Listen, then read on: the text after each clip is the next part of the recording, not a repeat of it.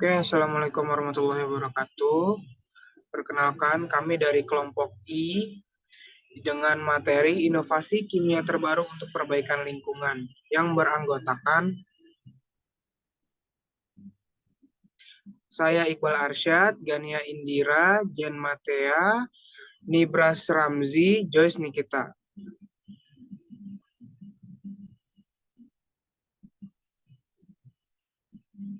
Oke, jadi ilmu kimia ini pembelajaran tentang komposisi, struktur, dan sifat zat atau materi dalam skala atom sampai molekul serta transformasi atau interaksi mereka untuk membentuk materi yang kita temui dalam kehidupan sehari-hari. Terus green chemistry ini fokus pada penerapan beberapa prinsip kimia, tujuannya untuk pemakaian atau produksi bahan berbahaya yang mengganggu kesehatan makhluk hidup dan kelestarian lingkungan. Selanjutnya, peran inovasi kimia yang pertama, pengurangan pencemaran dapat menyebabkan teknologi yang dapat mengurangi pencemaran air, udara, dan tanah. Yang kedua, energi terbarukan.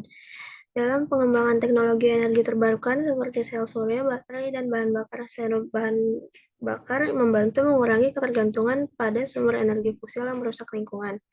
Yang ketiga, daur ulang dan reduksi limbah. Memungkinkan pengembangan polimer biodegradable, teknik daur ulang yang lebih efisien, dan bahan kimia ramah lingkungan lainnya. Yang keempat, pengemasan ramah lingkungan. Telah mengarah pada pengembangan bahan kemasan yang dapat diuraikan atau didaur ulang dengan lebih baik, mengurangi limbah plastik sekali pakai.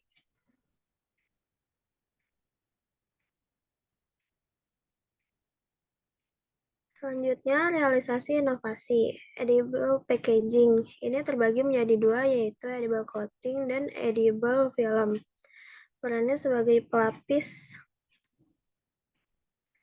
produk makanan. Inovasi ini membantu lingkungan dalam mengurangi tumpukan sampah plastik dari kemasan produk. Contohnya, wax, selulose, CMC, dan sebagainya. Biogas dari kotoran sapi merupakan alternatif dari bahan bakar yang melonjak. Demi tetap memenuhi kebutuhan BBM, akhirnya kita mulai memanfaatkan kotoran sapi untuk pembuatan bahan bakar. Contohnya biogas, campuran kotoran plus sisa pertanian.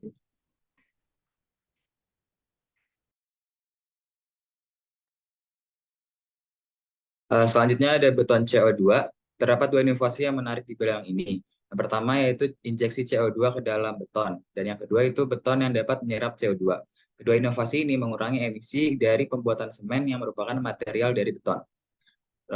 Selanjutnya ada sel surya organik. Sel surya organik adalah sel surya yang memanfaatkan material organik seperti poli-3 heksithiofin atau PHT dan tabung nanokarbon. Sel surya organik lebih ramah lingkungan karena pembuatannya menghasilkan emisi yang lebih sedikit dan membutuhkan energi yang sedikit.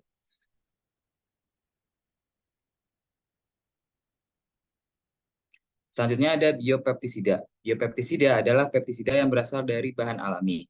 Biopeptisida lebih aman bagi manusia dan lingkungan daripada peptisida kimia.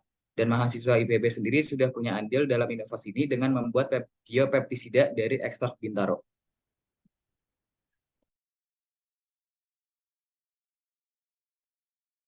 Oke, untuk yang selanjutnya ada tantangan dan hambatan. Yang pertama, biaya riset dan pengembangan. Nah, biaya riset pengembangan ini kan pasti banget dibutuhin dalam sebuah inovasi.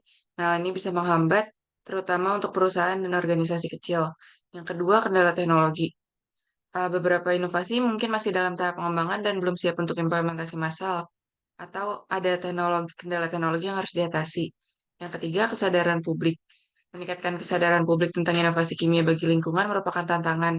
Edukasi diperlukan untuk mengatasi miskonsepsi atau ketakutan yang tidak berdasar. Yang keempat, keterbatasan sumber daya.